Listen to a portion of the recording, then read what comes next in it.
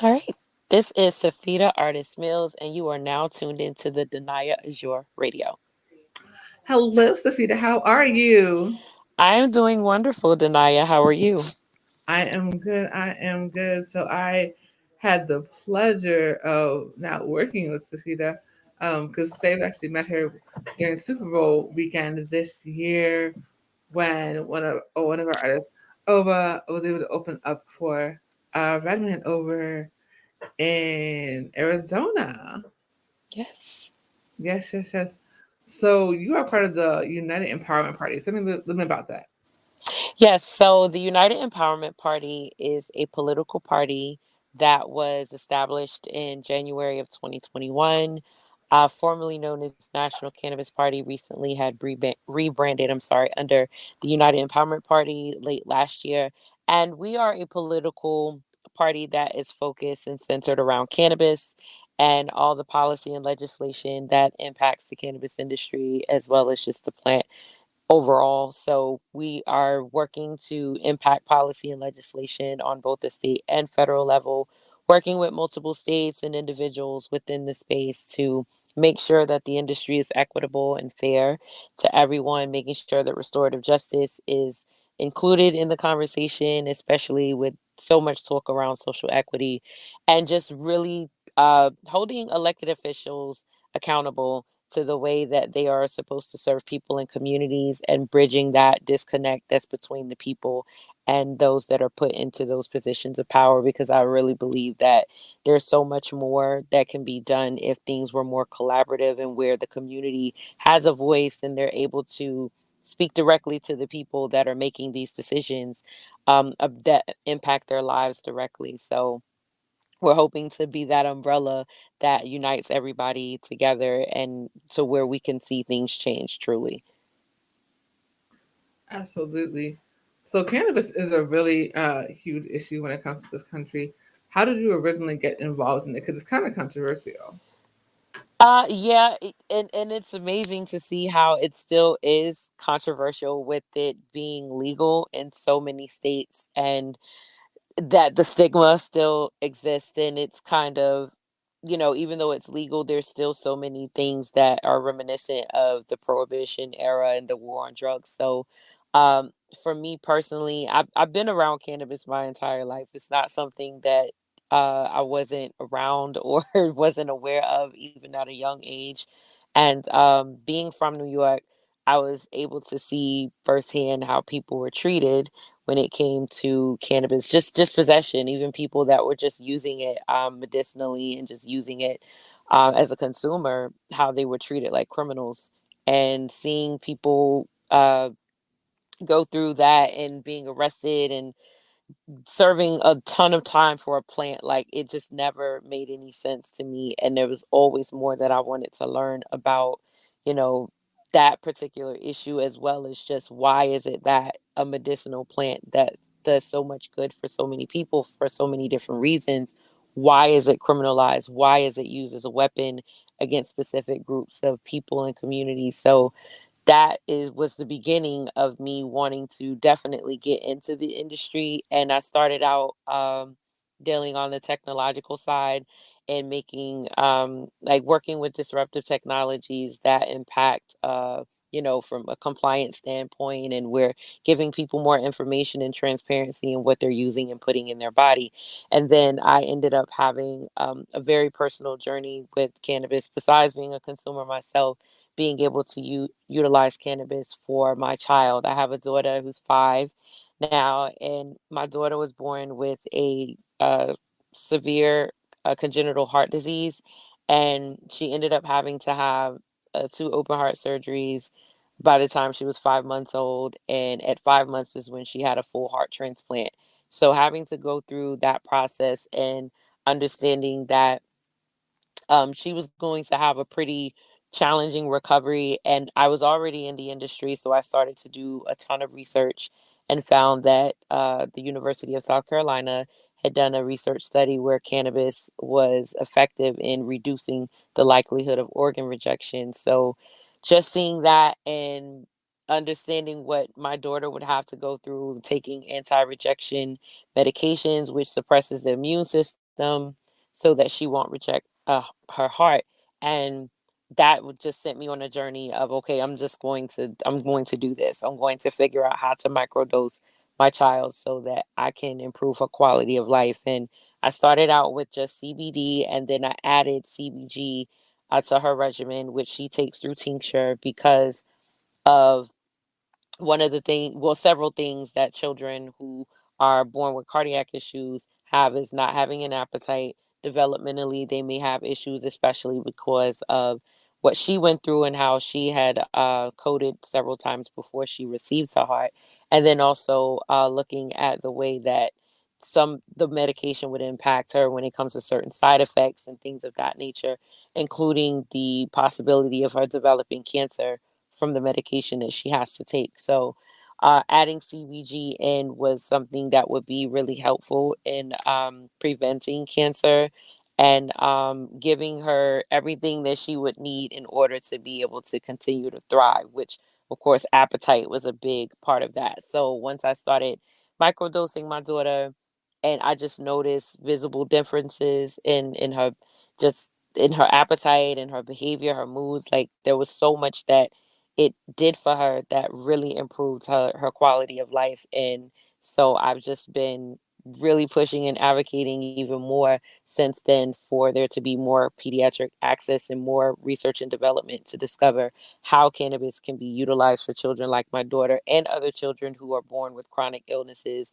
where traditional pharmaceutical medication may not be helpful. Absolutely. And Savita, artist knows is my guest here on Danaya Azure Radio. So, what was the reaction of the family when you explained to them what you were doing to heal your daughter? Uh, well, for me, it didn't matter. So, because as a mother, like I always tell people one thing that no one, I don't think anyone could ever look me in my eyes and tell me that they're willing to let their child die or suffer before they allow them to use something that can save their life or improve their life in any way. And so for me as a mother and just understanding what I know my child needed and just knowing that I didn't want her to continue to have to go down this path of constantly in and out of hospitals, you know, even for the simplest thing, like not eating or not eating well enough to where she could go and they would have to hospitalize her for failure to thrive because there were several children that did have that issue to where they had to go into the hospital just for them to maintain weight because they refused to eat, or they would have to have a G tube to where everything had to be fed to them through a tube. So I didn't want my daughter to go through that. And then I knew for me, I didn't think that cannabis was something that would be harmful for her. And I didn't look at it as something that should be that shocking, being that there are so many other moms that also made that decision when their children dealt with different illnesses, including people who have children that have seizures.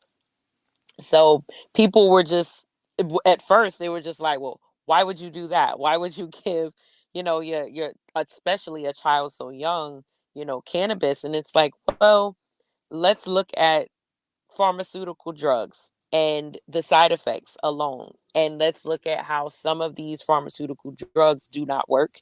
And when they don't work, it's just one prescription after another, and not trying to get to why it's not working and what the impact is of that on the body. And I just know from my own experiences, some of those side effects can be pretty nasty, and especially for a child. And I never saw my daughter have any type of adverse reaction or any kind of like cause for alarm whenever I gave her cannabis. So for me, it was like, regardless of what people felt about it, I knew that was what was best for her. And I also saw the difference in the way that even the doctors would look at my daughter and say, well, whatever you're doing, it's working, because of how well she thrived and just looking at how she was progressing compared to other children who were transplanted around the same time that she was. So it was a conscious decision. It was an educated decision because I made sure I did my homework and my research, but it was one that I had to make because I knew what was going to be best for her. And I encourage any other mom out there that's considering it to definitely do research and to find others that are already out here doing this kind of work and working with children, because there are pediatricians and doctors that are currently working with pediatric patients and utilizing cannabis. So there are other alternatives out there if there is traditional medicine that's not working, or where the side effects are so bad that they have to try to find another option, because that happens as well. Absolutely. So you guys just went over to DC a couple weeks ago, uh, Yes. to lobby. So what was that experience like?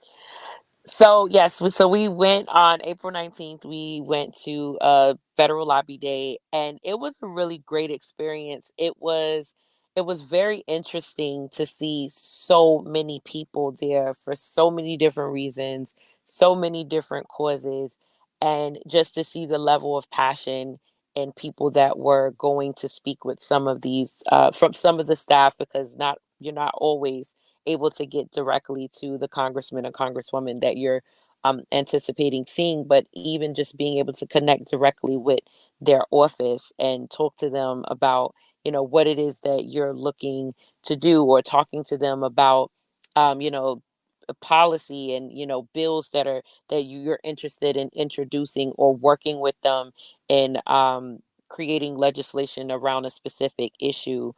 And even seeing youth there. There were, I think there was two high schools. There were two groups. There were high school students, and I think one group also was a middle school students. And to see them like actively engaging and articulating, what their issue was, and what they needed, from these elected officials. It was amazing to see, and I think that those are things that are really important for people to learn more about and to become more involved, because I always say it doesn't stop once you vote someone into office. That is really when the work begins. Once they're voted in, it is your responsibility to make sure that you hold them accountable, and to make sure that if they are not serving your community in with whatever capacity they're supposed to, regardless of what district, what city, what state, or even if it's federally, you have the right to say, listen, you are not, meeting the needs of our community. You are not listening to us, or there's things that needs to change. You have to hold them to that, because this is why I feel a lot of things don't change, or you can't really move the needle, but so much, because no one's organizing and coming together to say, hey, this is the problem that we see, and then here's a solution. So in addition to holding them, to their word, and what they do to pander and say, vote for me and we're going to do this, and it happens every single time, and you continue to vote for people,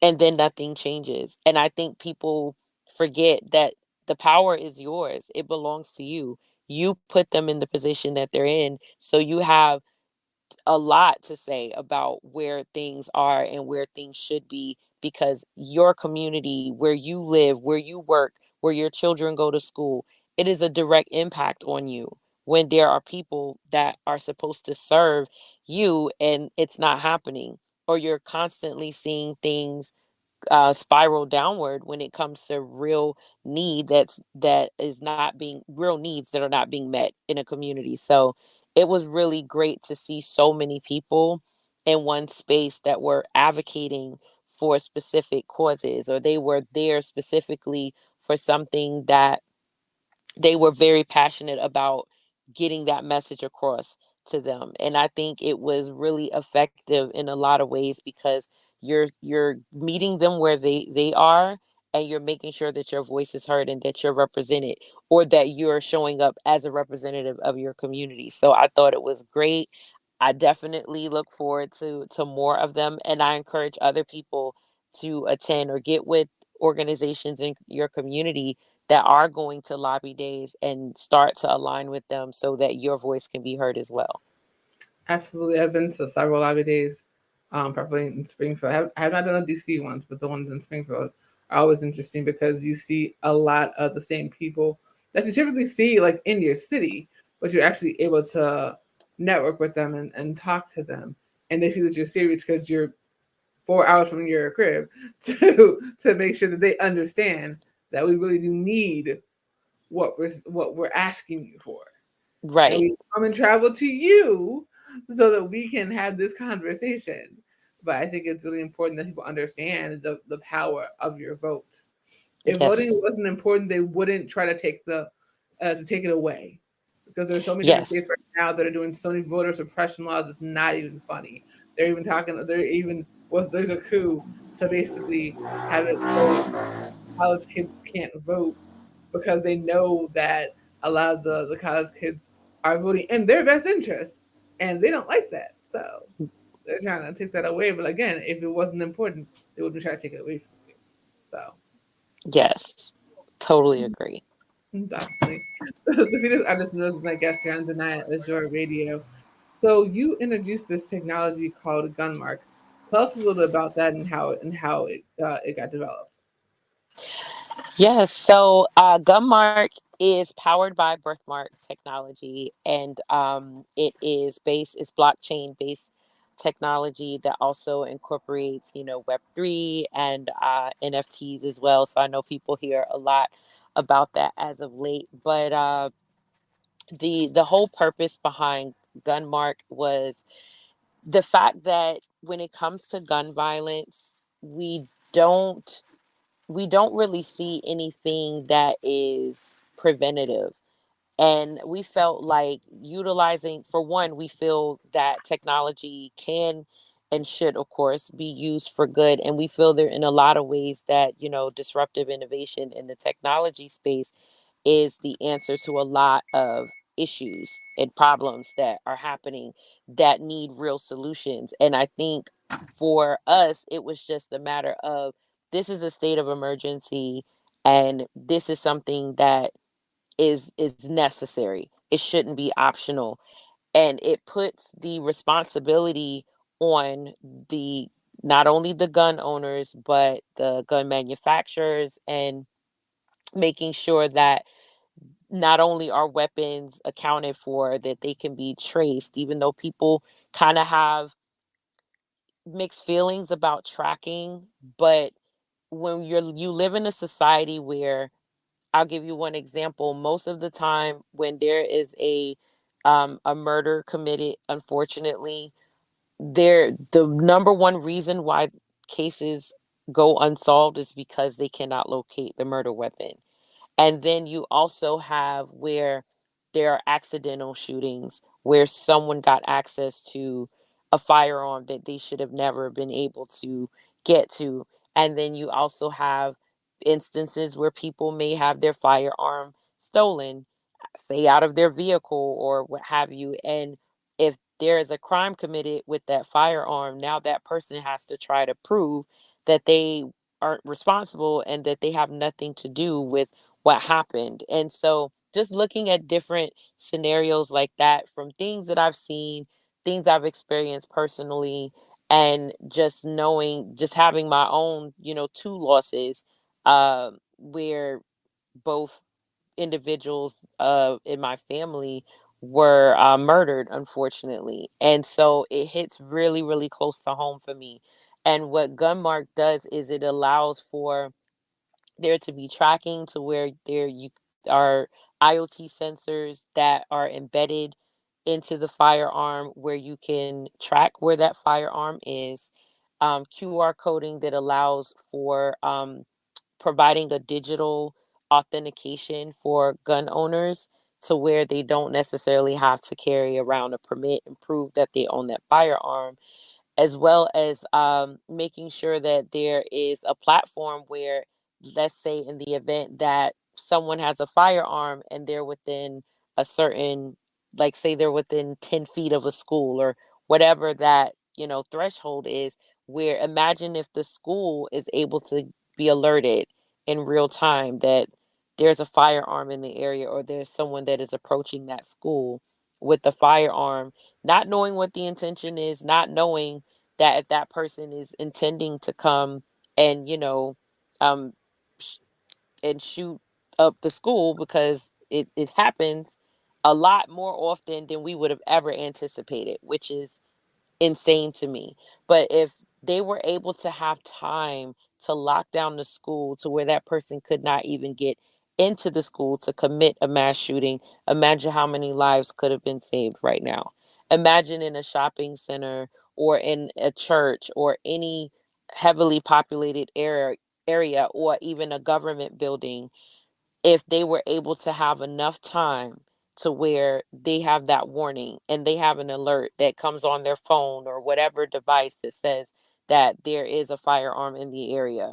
And as long as that is they get to a certain point, then there that gives them time to shut everything down, therefore alleviating a situation that can cost plenty of people their lives. And then also thinking about, imagine if you have your firearm in a safe, or you have it somewhere where no one should have access to, but it just so happens that someone, your safe is open, someone gets the firearm out and you're not aware of it, and you get an alert that your firearm is not where it's supposed to be located. Now that person has the opportunity to figure out what's going on and therefore even prevent an accidental shooting. So the premise of Gunmark is to prevent mass shootings, to prevent these situations from happening, because we feel that so much more needs to go into how can we prevent it,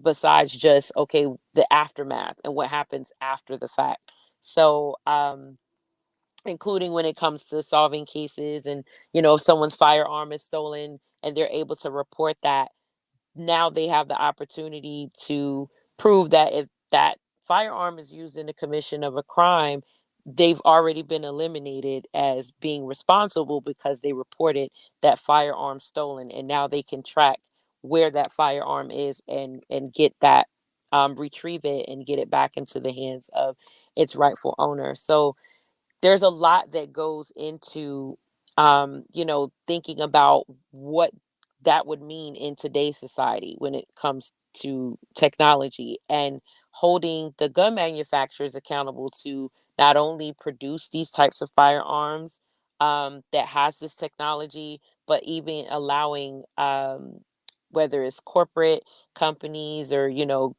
organizations, or that want to even sponsor communities, neighborhoods, school districts, to where this technology could be used so that we don't have to continue to see, week after week where there's mass shootings. Because I just would have never imagined that our children would grow up in a world where they can't even go to school to learn because of the possibility of something like this happening. I couldn't imagine as a parent what that would feel like, getting that kind of a phone call. Like I don't even want to think about it, because I don't even know how you could even process that. And imagine just how many mothers and fathers and grandmothers and grandfathers and everyone else that has been devastated by these situations, what that was like for them. And I don't want that to continue. I don't want anyone to ever have to receive a phone call that says that your child's school just had a mass shooting, or you some shopping center, like anywhere, it does not really matter, but just the fact that there are children that have died just going to school, that is something that is just, I can't wrap my mind around, especially being someone that has lost someone due to gun violence. So something has to be done, and we felt like, why not create something that is going to save people's lives, that's going to call for accountability and not demonize gun owners for being responsible gun owners. Because it's not just the issue of people owning guns, because people should be able to protect themselves, I believe, because I know plenty who have been in situations where they wish that they could have defended themselves in certain circumstances. So, if people are responsibly carrying and they are authorized, meaning they are licensed and they have permits to do so, why penalize them for being, responsible? It's in the event when someone isn't responsible that their rights to own a firearm should be taken away. But I just feel like it's not just simply about people having the right to bear arms. It's about what is being done with that firearm and getting it out of the hands of people who do use them in an unlawful manner. Absolutely. And I think I was going to ask you what was the biggest misconception when it comes to gun marketing. You already answered that question. You're not. It's not about trying to just take away weapons. It's about actually just promoting responsible gun ownership. And and like you were saying, if someone gets their firearm stolen, and making sure that they're not held accountable for something that they didn't do. So, what would you say is the next step when it comes to this? I would say that the next steps are just getting the support uh, to implement something like this, because of course you're going to have, of course, the gun manufacturers involved. You're going to have, law enforcement involved, having, you know, state and federal elected officials to where they can really push for something like this being, mandatory, or it's something that becomes a standard in this country, especially with just what we're dealing with right now that doesn't seem to be slowing down at all. So everyone involved within the process just getting the support, as well as being able to even create piloted programs to where we can start in areas that are that are heavily hit by gun violence, as well as areas where they have had, multiple mass shootings, and trying to figure out the best way to roll it out to where it can become a standard across the country, and even, around other parts of the world. This is not something that's limited, of course, to the United States, but just speaking from what we've endured here in the past several years and how it continues to increase. So that would be the next steps. Awesome sauce. So we're headed to New York to come see you next week. Yes. So what can people expect when they come to the presentation regarding this issue? I think people can expect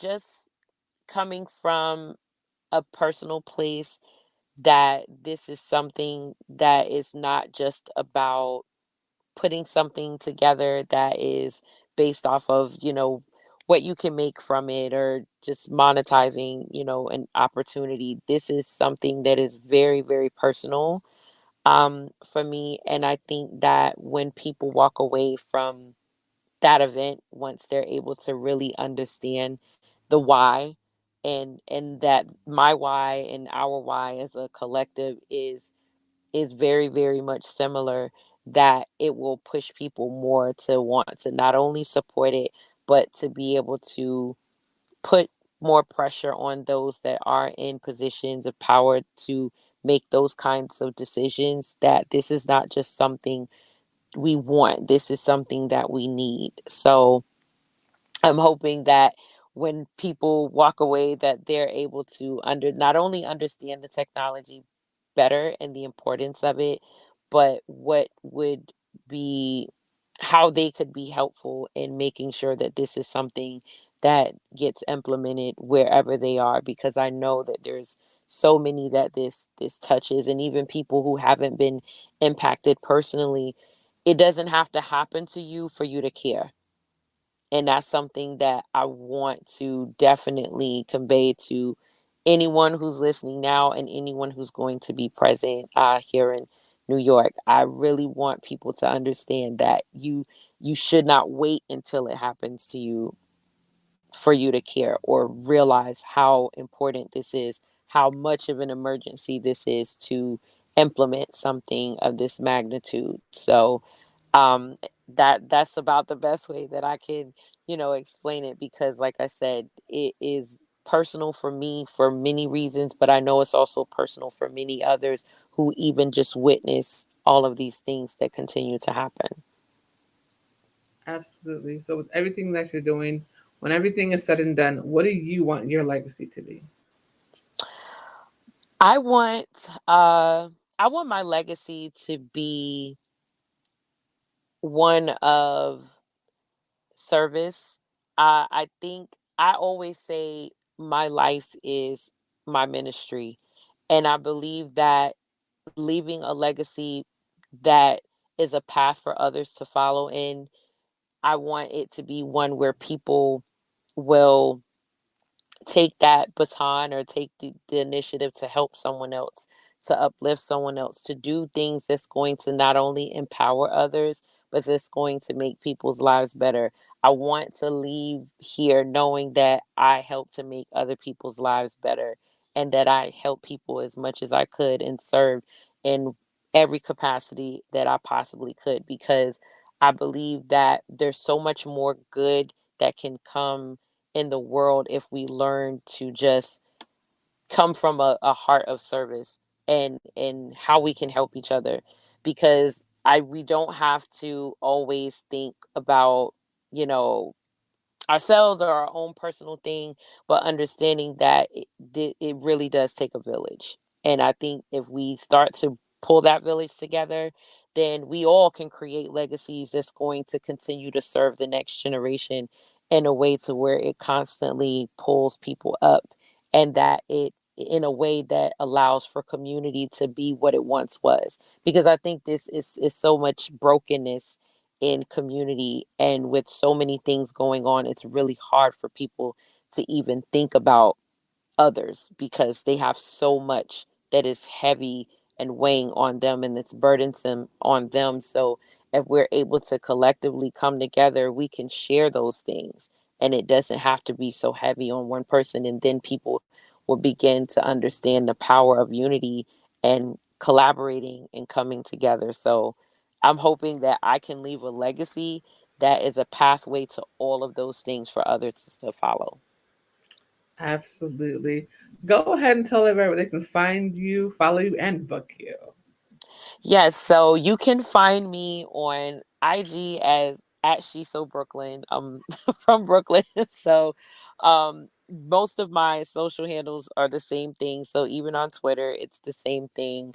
You can also follow at United Empowerment Party on IG, and of course unitedempowermentparty.org to learn more about Birthmark Technologies. You can go to birthmark.io, and that's pretty much it. And of course, you can always reach out to me on IG, send me a message, shoot me a DM if you want to connect with me directly. But there's definitely going to be other platforms as well that's going to be coming soon where people will be able to reach me as well. Awesome sauce. Thank you so much, Queen. I truly appreciate you. You have such an amazing story, and your vibe is phenomenal. I cannot wait to meet you in person next week. Yes. I am super excited. I appreciate it so much, Danaya. Thank you for inviting me to your platform and being able to talk about these things, because I'm just looking for people to continue to build this tribe and continue to do, great things in the world. And so I'm looking forward to it. Thank you again. Have an amazing day. You too. Thank you, Danaya. Bye. Bye.